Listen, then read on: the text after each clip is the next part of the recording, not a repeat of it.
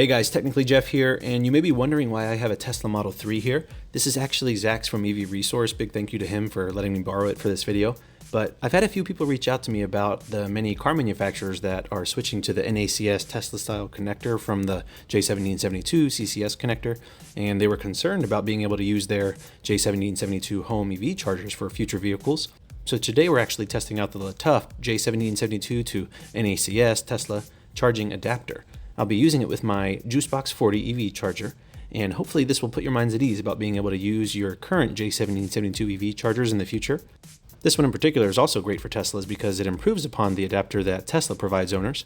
So we'll get it unboxed and then we'll test it out and see how it works. So first we'll go ahead and get it out of the packaging here.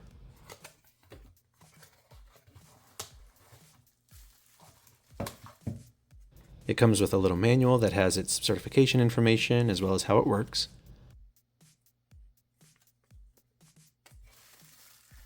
And then we have the device itself. And it looks really good. It feels really high quality. There's a locking pin here that locks it in place when it's charging, which is good. We have the J1772 side, and then the NACS Tesla side. The connection points look good. And yeah, it looks like a nice, high quality adapter. Now Tesla does provide a J1772 adapter with their vehicles, so I wanted to show you how this compares to that unit.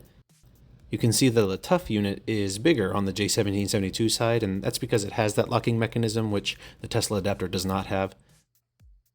So the LaTough unit is locked to the charger when it is charging, which adds an extra layer of security. I know a lot of people have complained about having the Tesla adapter stolen when they're charging and having their vehicles unplugged.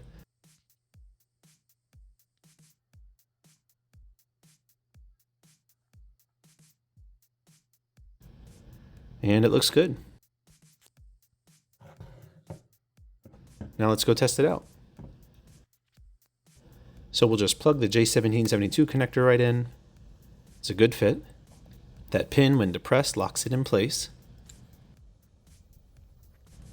Then we just plug it into the car. And you can see the green Tesla emblem indicates it is charging. And the car ramps up the charging rate. This Model 3 is set at 32 amps, but the LaTough unit is rated for up to 80 amps.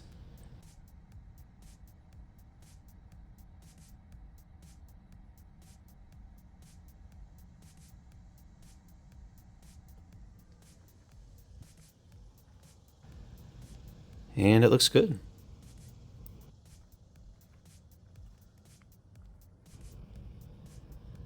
Now, since it does have that locking mechanism, you do need to unlock the vehicle to remove the connector. You can see it's locked here.